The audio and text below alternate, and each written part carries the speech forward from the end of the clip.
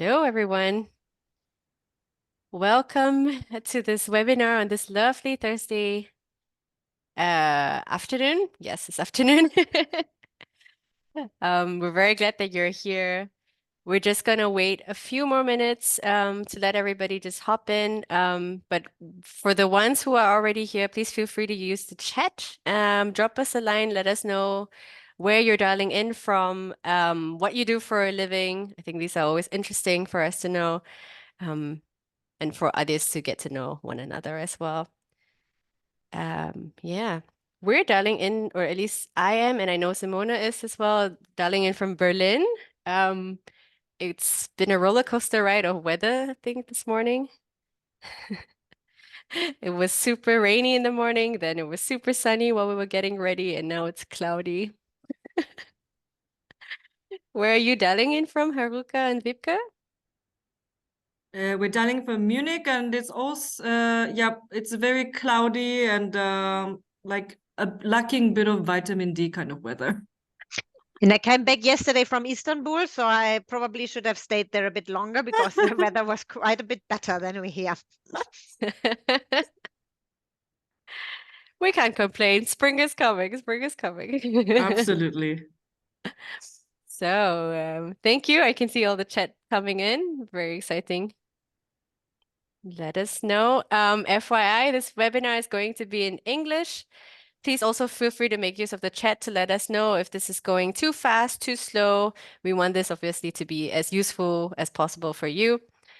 I can start maybe by introducing myself. My name is Sui. I lead the marketing team at Sharpest, and specifically for this webinar, I'm here for the organizational part of it. For example, it's my responsibility to let you know that we will be recording, or this webinar is going to be recorded.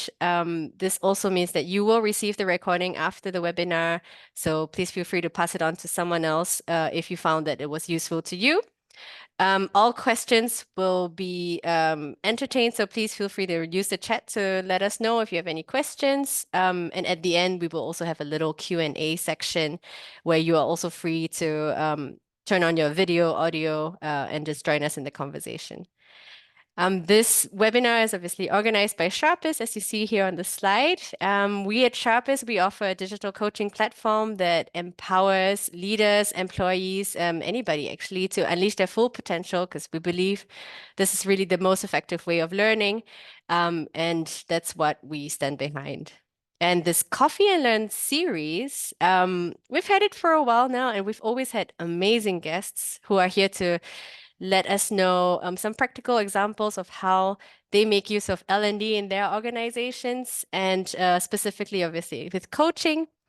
And that's what we have for you today as well. And this time we have LVMH with us, or LVMH, who will be here to tell us more about coaching and how they use it to empower leadership and nurture talent. Specifically, we've got the wonderful Vipka and Haruka from Moe Hennessy, and Simona, who is from Sharpest, who will be leading this discussion. So I will hand over the mic to Simona. Yeah, hello to everybody. Hello specifically to you, Wiebke and Haruka. We are really glad to have you here today. And as we already knows, and some of my colleagues who might listening right now, I really love this webinar series we are having right now, because it's so great to learn from you, our collaboration partners, how you conduct learning and development, talent management, and of course, coaching. And even though we had through a small briefing, of course, prior this webinar, I'm so excited to learn more about talent management at LVMH right now. And before we start content-wise, I'd like to invite you to just introduce yourself, Wiebke and Haruka. So let us know, what is your role, who are you, and what do you do at Moe NSC? So Wiebke, I'm happy to let you start. Yes, so thanks for the good introduction. My name is Wiebke. I'm the HR director for the classical cluster of Germany, Austria, and Switzerland. And we're also in charge for our little exot, Turkey. We are doing the whole HR perimeter, from recruiting to talent development, also to organizational design. We are really, at least from my point of view, we are HR is really supporting the business and being there when it's needed. Thank you very much. Haruka. Yes, so thank you everyone for attending. My name is Haruka and I'm an HR business partner at Moet Hennessy Germany. And my scope of responsibility is I'm doing business partnering mainly for Germany and Turkey market, which includes from recruitment, onboarding, talent management, offboarding, employee retention, payroll, and so on. And also, I also have a focus on overviewing training and development for Austria, Switzerland, Germany, and Turkey. And I'm originally from Tokyo, Japan. And I was working at Moet Hennessy Japan before, and then I moved to Germany 2 years ago. Thank you. Great to have you here today. Yes, you just mentioned me and my name. I'm gonna hosting this webinar today in my role as Director Customer Advisory at Sharpest. I'm part of the revenue team, mainly supporting sales and marketing at Sharpest as a coaching and learning and development expert, as I'm a coach myself and was working for HR consultancy prior my Sharpest time, which now lasts for almost 1.5 years. And yeah, let's dive just into the topic. And I mean, we're really glad to have, like, we started with our customer IKEA. Now we have you as LVMH, Moet Hennessy, so really known and big brands. And what exactly characterizes your business? So maybe you can just give us a brief intro to your company.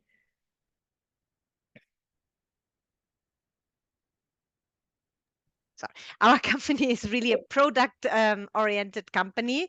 So our products, the champagnes and also the spirits, most of them have really a long history, some of them really longer than 300 years old, which is great for storytelling.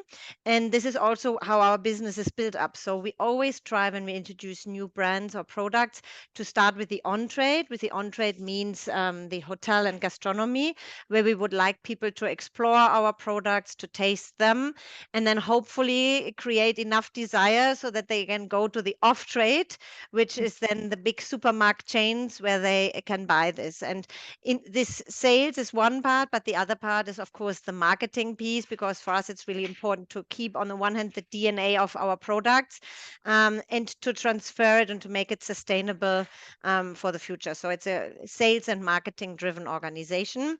And speaking about sustainable is of course a big topic, because all our products, I know first time when you think it's alcohol, yes, but it's all from nature. So that's why sustainability really plays an important role for us.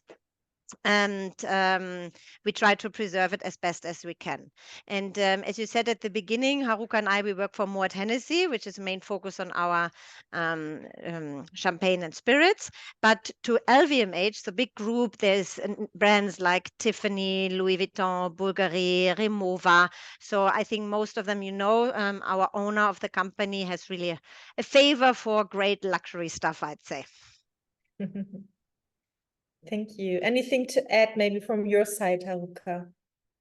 I think I could also say that in terms of because Moet Hennessy is part of this, you know, large luxury group LVMH. So in terms of we of course have things we do on our own as Moet Hennessy, but I think one of the beauty is that we are very much connected with other sister brands as well, in terms of, you know, how we do internal moves, how we do trainings and these topics. So it's a really nice balance of synergy within the group and also, you know, like our own initiatives as well.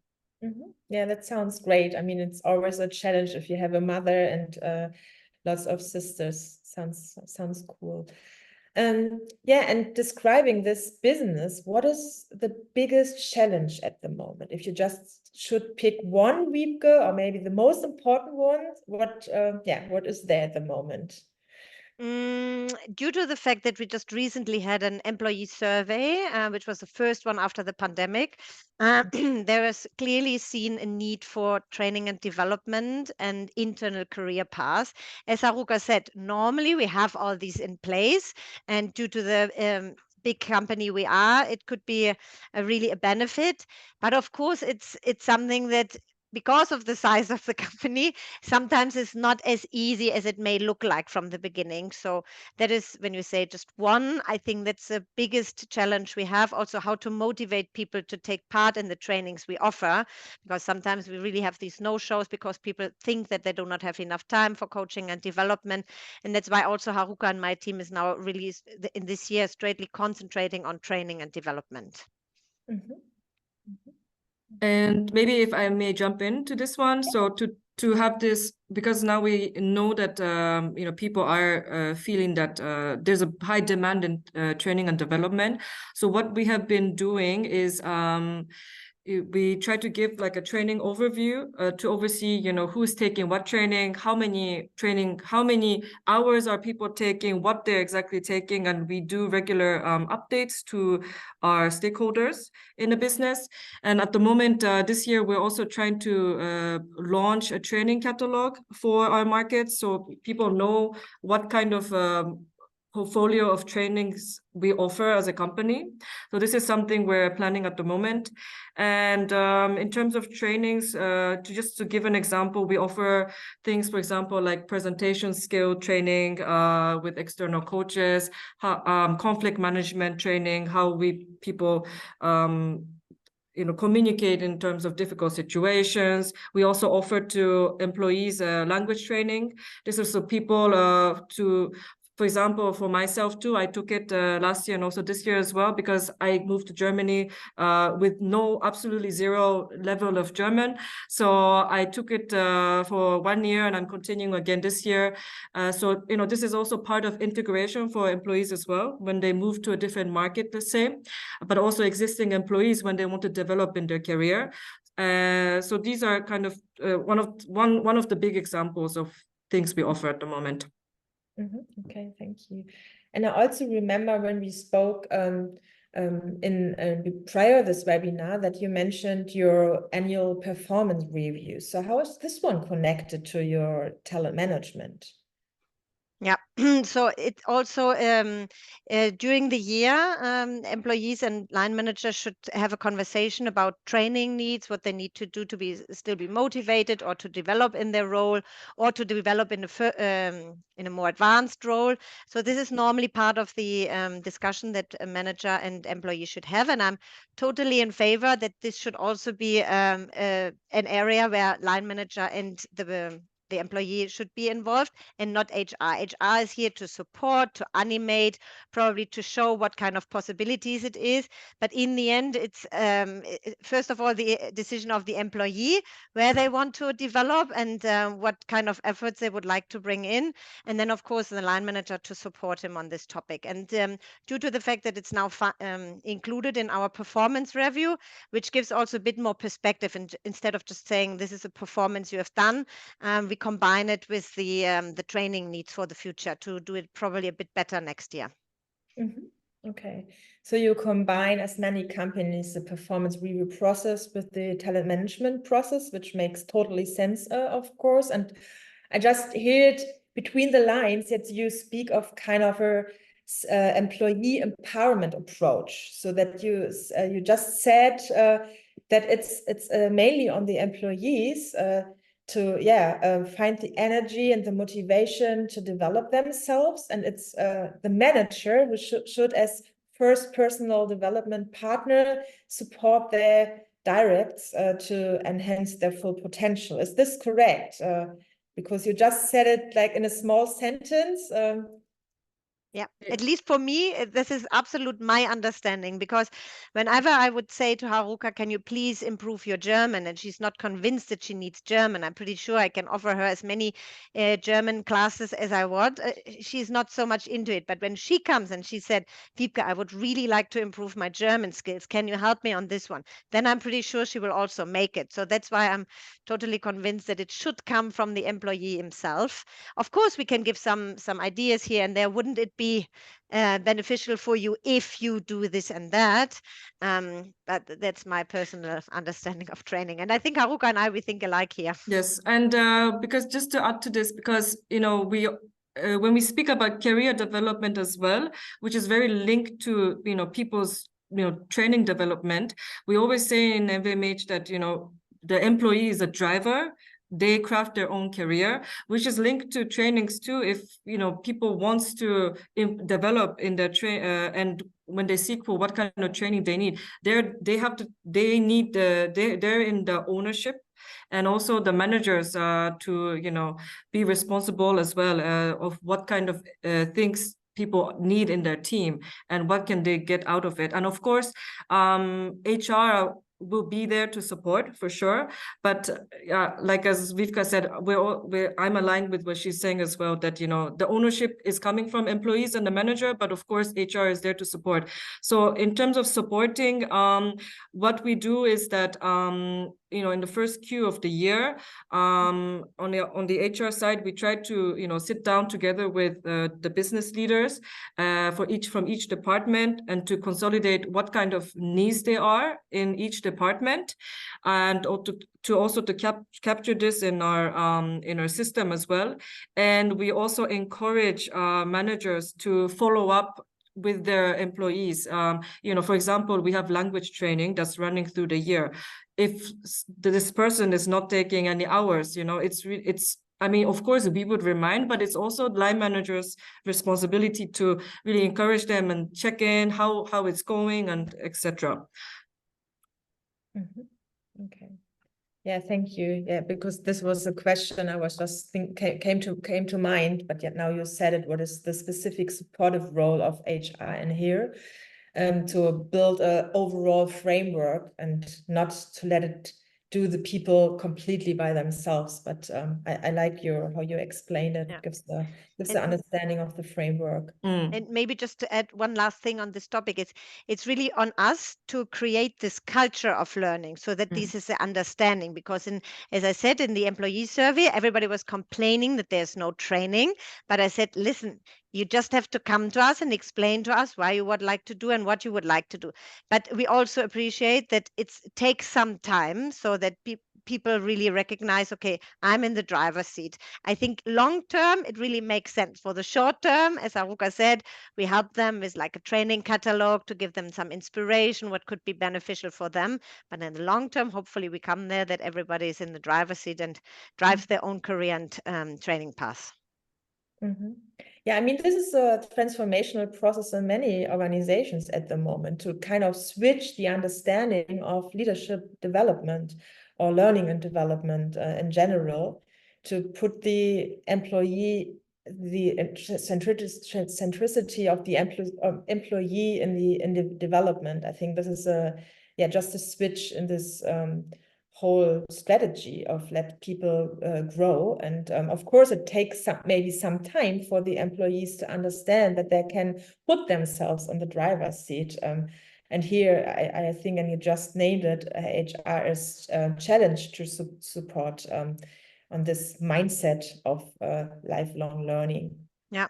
And I heard this morning while I was cycling to the office, a podcast, and they were also speaking again about the new generation, that the only thing that the new generation is wanting is a bit of flexibility. So they don't want, most of them, they don't want to have like a clear path. I mean, it's still recognized if they have some ideas at least where they want to go, but they would also like to have the flexibility. If they hear something that might be interesting, we should be open for that. We should give them the room to develop. And also if they say for the next year, I'm not interested in any training, I would like to continue my job like it is. So that's why I'm a bit not so much convinced about a standardized process that one size fits all. So really make it as individual as possible. Of course, get the synergy synergies, like when Haruka is sitting with the line manager to pull out what are the main topics for this year so that we can organize something together. But mainly, I think it's really very individual.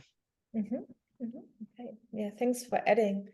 And yeah, coming from the overall approach, and let's dive in a little bit deeper in terms of leadership. You have a strong development in place to enhance leadership and team performance. So yeah, tell us a little bit more about it. We are really interested in. So I can start maybe, and then Haruka, you can just continue. So we have also together with Sharpest, we have said, okay, we don't want, we want to come a bit away from these one-shot learning, so that you go on a leadership training for 3 days, and how can we make this a bit more sustainable? And then in the last 2 years, I think we come a bit more from a leadership path where we say, okay, you start, let's say, at the beginning with a training, with some, and then you do like a homework, and then you do a case study, so that it's at least a 1-year process. While we're hoping that there's more of the sustainable. It's really more sustainable. And this is where we also came along with Sharpest, I think 3 years ago, because we offer this Sharpest training, which officially always takes 6 months minimum, so that it's really a continuous path that supports our leaders in their development. And we try to offer it, if we can, to those who are taking on a new job, who have a great new challenge, a new project, something like that, to help them to speak on a neutral and safe environment, let's say, with somebody who's just asking questions. I mean, the solution is always in ourselves, but it's just asking questions and help to develop so that it's really a bit more sustainable approach. And other things we offer is, Vivka mentioned about Sharpest and also this leadership program. We also offer to some talents cross-mentoring, which is that it's a 1-year program as well, this one. So they have a mentor or a mentee from a different company out of the company. And why this is really effective is that, they have an input from other person from different industry, different expertise, and having this like third party input is also quite effective when it comes to mentoring. And we also, like, going back to the language thing, this is also a year-long program. But I think in our company, when we offer training, it's not of course, for some people, they try 1 year and they say it's fine. They're satisfied with 1 year and they stop. But especially for coaching or like language, this is really something. If people want to improve, it's something that goes on beyond 1 year. So we don't just say that you take it 1 year and you're done. And we really see people wanting to continue more. These people would also continue in the 2nd year or 3rd year. And of course, we balance with the new population, the new people who wants to take these as well. I always like the discussions in terms of terms like mentoring, coaching, consulting, and so on. It's a genuine discussion. So you brought it up. So how do you defer and make sure that it's the right intervention for the right target group when you install mentoring and or coaching? How do you defer these interventions at LVMH? I'd say we are a bit agile, so we adjust. That's more about visibility. Yeah. So that's the beauty about being in a market where it's probably a bit smaller. In Germany, we are around 130 people, so that's why we are a bit more flexible. And I give you a good example in during COVID times when we started with Sharpest coaching, and there was also a lady which helped us to develop a leadership program online. Now, for this year, we changed it mostly to face because we hear from people that they're definitely more interested in having a real workshop with lunch that is served. So these kind of things that they know from the past. And we are, thank God, flexible enough to adjust it. Same for currently when the environment probably is not as a normal environment. We are also flexible that we probably do not know a recruiting training right now when we have a hiring freeze, that we adjust it a bit here and there. And we are, let's say, brave enough also to admit that we try something which is probably not working out, and then we try another way. So, yeah. Okay, so it sounds like iteration and experimenting in a encouraged way, what I think you're not alone with, because our times are agile and volatile. So it's needed that sometimes we just try something out and of course get feedback from the target group and get to know how it works best. Yeah. So coming back to coaching, what is the exact role that coaching plays for you in your company? So you said a little bit about challenges or transition phases or something like this. Maybe you can give us some more insights. You start, Haruka, because I always start. Sorry for that. So your question was what does coaching mean to us? Yeah, so what is the specific role of coaching at Moe NEC? How do you use it at the moment? Well, I think every company's, perceive coaching in a different way. And I think for Moe Tennessee, coaching is not, because I think for some people, they take it for people to improve their performance. But in Moe Tennessee, we see coaching as more of a tool to invest on people who has the motivation and willingness to change. And it's changing doesn't mean that, changing everything completely, but like for example, just to give of my personal experience, because I'm doing coaching at the moment with Sharpest now. For myself, I had this because I work in HR since I started working in business partnering. You deal with difficult situation, deal with very different various stakeholders, and sometimes you have to have difficult conversations. And for me, because I originally came from very focused role in like trainings or in talent acquisition, this was a very new topic for me. So that's why in code, so I wanted to improve myself on how to deal with people, very different stakeholders, and how to overcome difficult conversation. So for me, it wasn't really like just about changing myself, but it's because it comes from this desire to improve on one topic that I want to strengthen my skills. So I think it's as I said. So back to this thing I said, it's not for us. Coaching is not really to develop based on like low, develop low performing or something like this. It's really like a tailor-made support for our individual employees, for people who's really willing to develop themselves in the long run. Yeah. And maybe to add from my point of view, as Haruka said, it's more on an education path somehow, that it's always there's a bit of feedback, that's a test and learn, that is a safe environment where you can also play a little bit, find out what are really my strengths. I'm a bit in Haruka's camp by saying to develop not strengths, so things that you are not really good is really hard, but really to strengthen the strengths is something that could really work out, and a coach might help you on this topic, and especially when you can define it on yourself, what you would like to learn on. Therefore coaching and is quite useful, I think. But it's really important that you have a good match. So sometimes coaching happens also automatically. You have someone you are always consulting when you have problems, and he gives you or she gives you advice on some topics. So sometimes the match is really important, that you have someone you can really trust and you can develop all together. Mm-hmm. Yeah. Now it's hard for me not to speak about our great matching process. Actually, maybe some of you also listening right now have seen that we just launched our coach matching, and we are really precise. We have we are really fast and really accurate in matching our coaches to our learners with a quote of over 97%. So which make sure that there is the great match actually, and our users get what they need in their moment of their personal learning journey. So this is something we are really proud of actually. So I just feel like pointing it out right now. And I really like how you shared your personal story actually, Haruka.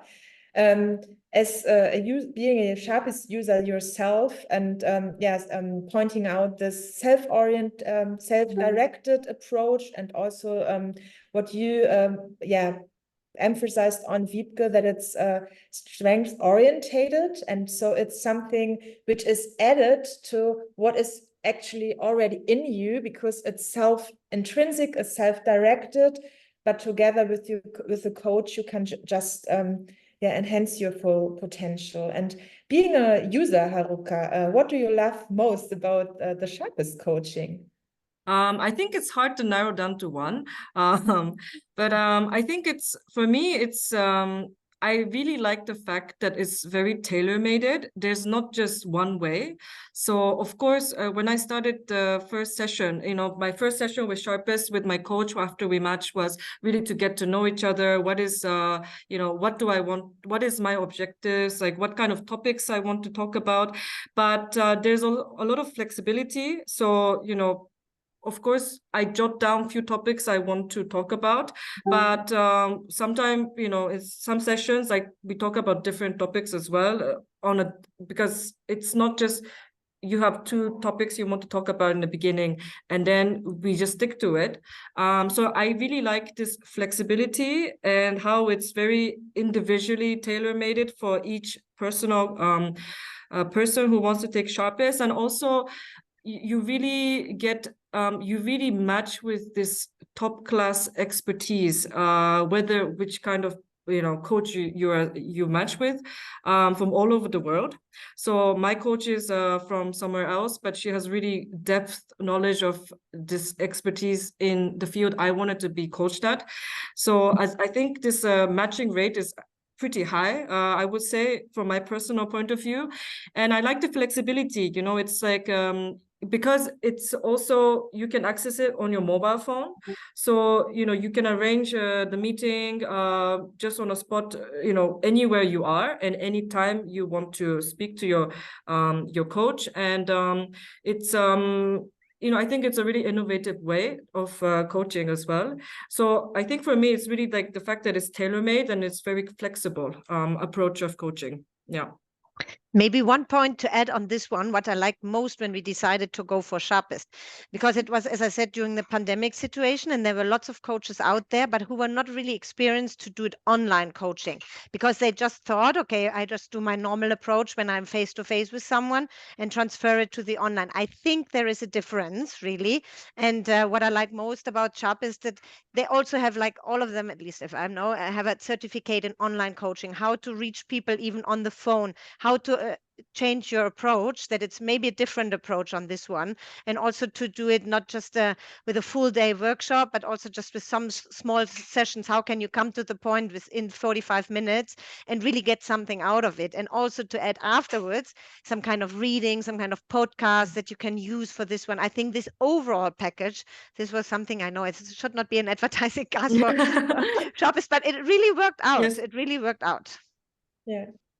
Thank you. Yeah, thank you. And it's okay. We always laugh because maybe to the audience, we and I always say in the preparation phase, so you don't need to talk about Sharpest too much. It's just about you. And then when it comes to the coaching, then it sounds like a real, there's so many advertising about us, but it's so authentic. And for us, I feel really touched, actually. I really love it to listen to it firsthand. This is really cool. And as you just came to our coach pool, I just can confirm that, I mean, there are lots of early adopters, actually. I know some of the coaches myself from the coach community. I'm quite well connected in the DACH coach market, and there are lots of early adopters. So many coaches who have reflected on how they could switch their business from physical to online, even prior to the COVID pandemic situation, which makes them really mature, not only on being a coach, but also on being online coaches, and also from a theoretical basis, because they added some trainings and education on that. And I think this is so, being a coach expert myself, I think this is so crucial to also reflect that, of course, it's still coaching, but it can change a little bit of the intervention, and just be reflective on this in your role as a coach. So it's really cool that you can confirm on this. So maybe before we close now this kind of interview part, is there any last thing you want to add, Haruka, Wiebke, before we open for the questions from our listeners? Just looking at my notes, if there's something I missed. No, I don't think so.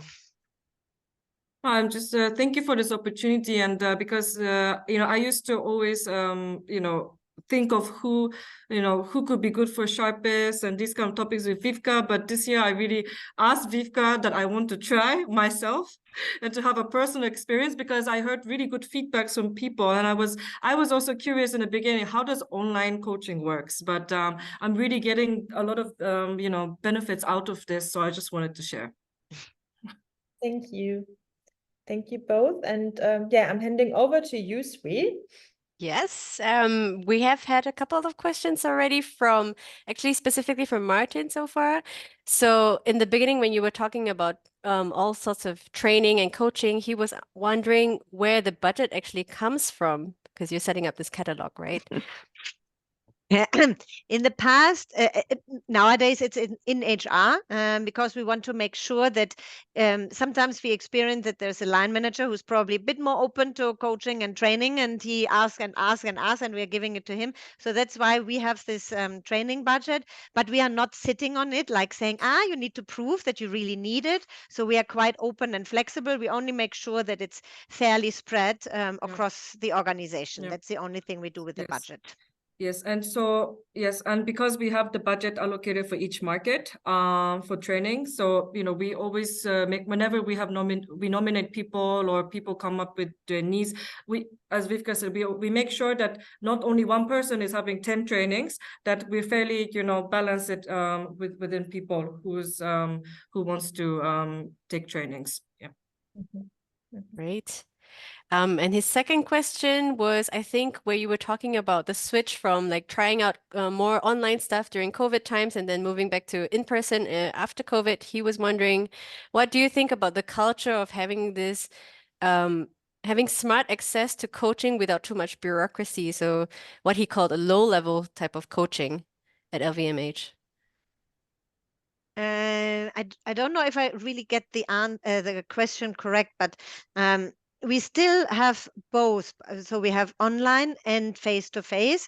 The online thing is with low bureaucracy, because we also have people all around Germany, so it's super easy. We don't have to all fly in these kind of topics. But for some things, we also have like training sometimes in London and France to make it a bit more like Engaged. a reward somehow.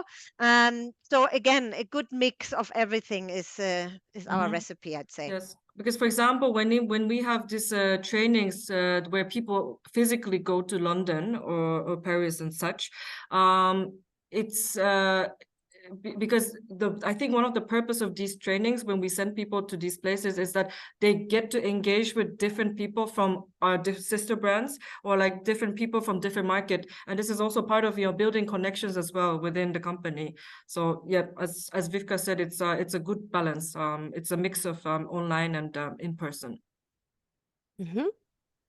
I'm going to skip the third question from Martin for a moment, because I see suddenly lots of questions coming in about the coaching. So Robert asked, how do you set up an effective coaching network internally? And let me stop with this question first.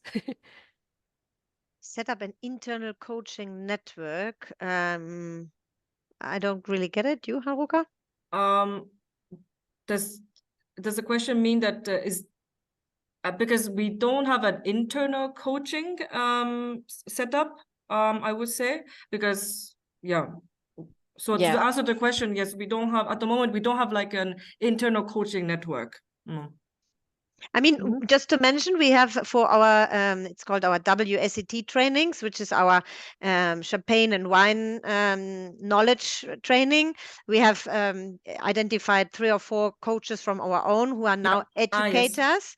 This could be something, but this is just for the, let's say, the technical trainings. We have people who do it for other colleagues. Yes. Well, maybe, I don't know if I'm answering to this question, but we have recently have this program in Guru group, in the LVMH group. This was something that was launched around International Women's Day. So it's more of a mentor program where like people can match with. So you write your profile, and when you can say whether you need a mentor or a mentee, and the system matches you with someone from LVMH group. And Vivka and myself, we've registered this. And so, for example, I would say I want a mentor who's in a position in, let's say, general management, who has this kind of focus. And then the system matches you. And but this is more focused for women mentoring program in the group. Yeah. Perfect.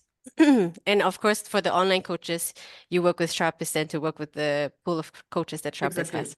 Exactly. And we always One- normally work with recommendations, because there's so many coaches out there, and I will not say the quality differs a lot.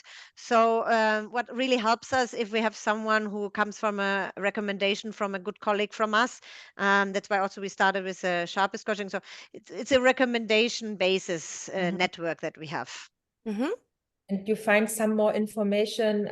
We just added it from our coaches, because this is, of course, one of the biggest advantages when you implement a digital coaching platform, because you don't depend anymore on this, like knowing from others. You have more objective criteria which we use, I mean, we have a really superior coach pool, I would say, because when it comes to accreditation, certification from associations, there are minimum PCC from the International Coaching Federation or minimum senior coach from in DACH market DB4C. So it's really experienced coaches, and most of them have also worked as line managers in enterprise organizations themselves. So, and this is really specific from our coach pool, I would say, especially when you compare with other providers.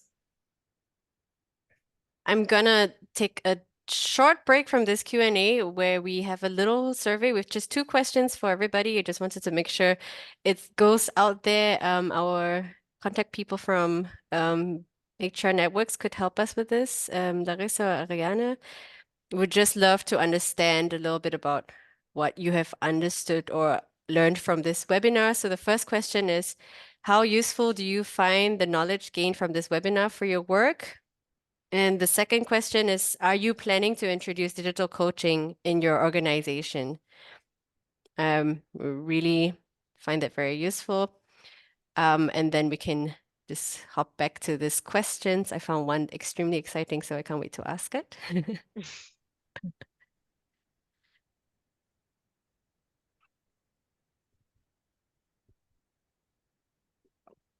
We've got about 51% of the participants who have answered the questions now.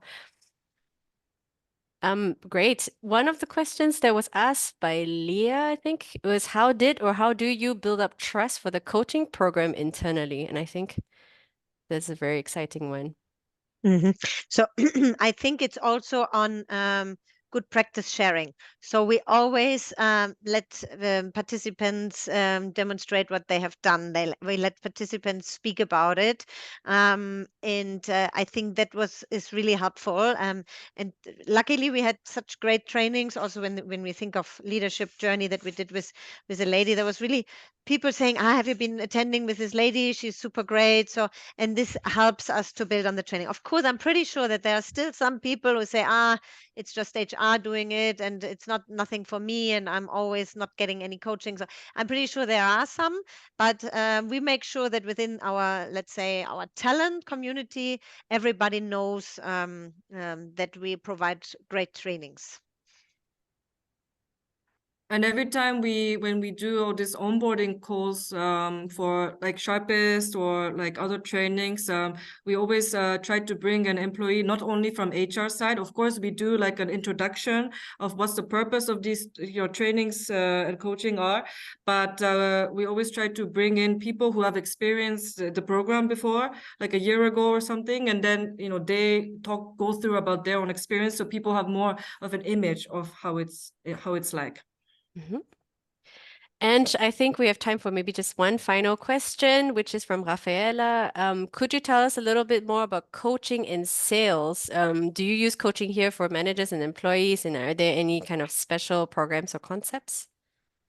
I mean, for some people in sales, we also use sharpest coaching, but we have a good trainer who's helping us to develop like smaller departments. So, for example, if there is a sales region in the northern part who has difficulties in, I don't know, doing PowerPoint presentation, it's more the technical part, let's say, dealing with customers, how to sell right products. So, and she is then in alignment with the line manager, setting up a program for them, and the line manager decides if he or she wants to do it in a half day or on a full day. So this is more again on an individual basis, but more for the training group of people, because the sales might have different, they're all on the same page. So that's why it probably makes sense if we can find here some synergies. Great. And we would actually really like to respect the time that everyone has taken for this. And we've said it will take 45 minutes. So thank you very much to Wiebke and to Haruka for joining us today, and for Simone for moderating this discussion.